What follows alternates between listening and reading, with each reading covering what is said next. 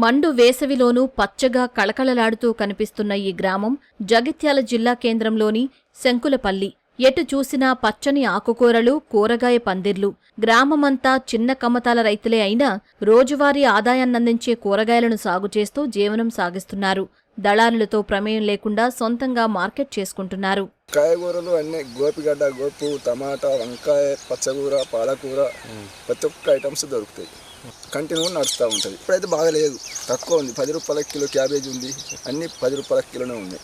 గిట్టుబాటు ధరలు లేవు. మేము సాయంత్రం 3 గంటలకు వెళ్ళిపోతాం. మబ్బుల 3 గంటలకు పోయి గంట 2 గంటల లోపల వాళ్ళకి ఇచ్చేసేస్తాం. ఎందుకంటే ఇక వాళ్ళు అమ్ముకుంటారు, వాళ్ళు సగం నొక్కెత్తారు. మంచిగా ఉండదు. ఈ సంవత్సరం బాగా డౌన్ ఉంది. శంకులపల్లి గ్రామంలో దాదాపు 100 కుటుంబాలు ఉంటే 70 కుటుంబాల వరకు కూరగాయల సాగుపైనే ఆధారపడ్డారు. ఆయా సీజన్లకు తగ్గట్లుగా పంటలను ఎంచుకుంటారు. టమాటో, క్యాబేజీ, బీరకాయ, కాకర, సొర తదితర కూరగాయలతో పాటు పాలకూర, తోటకూర, గోంగూర, పుదీనా, కొత్తిమీర వంటి ఆకుకూరలు సాగు చేస్తున్నారు. ప్రస్తుతం మార్కెట్లో ధరలు తక్కువగా ఉన్నప్పటికీ ధరలు పెరిగినప్పుడు ఆదాయం కలిసొస్తుందంటూ చెబుతున్నారు. తెల్లారితే బతుకుతే పని చేసుడు, ఇంత కూరగాయలు అల్లుకోడు, మందులు కొట్టుకోడు, కలుచుడు, చేసుడు, ఇవన్నీ అయితేనే కూరగాయల సాగుబాటు అవుతుంది. లేకుంటే కాదు సారు. సంత రోజు అయితే మేము అమ్ముకుంటాం. ఈ కూరగాయలతోటే చేసుకొని బతుకుతున్నాం. ఇంత పుట్టకైతే ఇప్పుడు మనలో బాగా అయిపోయినాయి, బాగా సత్తా అయిపోయినాయి. ఇప్పుడు ఏం లాభం లేదు రైతుకు. కూరగాయల విన్నే ఉంటే మేము బతుకుతామా?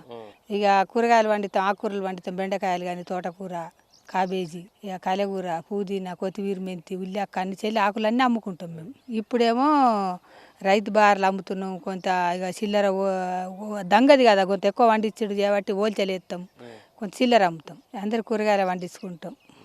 ఓళ్ళని చూసి ఒకళ్ళం అందరం పండించుకుంటాం సారు. మనిషికి ఒక 15 గుంటలు ఉంటుంది, 20 గుంటలు ఉంటుంది.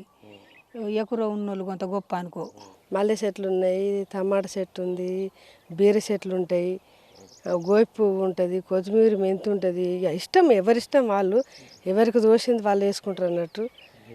ఎవరికి లాభం వస్తే అది. ఇప్పుడు మనుషులను బట్టి కూడా ఇప్పుడు చిన్న పంట తీయాలంటే, కూరగాయలు ఊక తీయాలంటే మనుషులు ఉండాలి కదా, గడ్డి వీకటానికైనా దేనికైనా. కానీ ఇప్పుడు ఎక్కువ ఆదాయం రావాలంటే ఇట్లా కొత్తిమీర, మెంతి, ఇట్లా పుదీనా, ఇట్లా పాలకూర, ఇట్లా బీరకాయలు, ఇట్లా చిన్న చిన్న పంట పెట్టుకుంటే ఎక్కువ రిస్క్ ఉంటుంది, కానీ మనీ ఉంటుంది దానికి.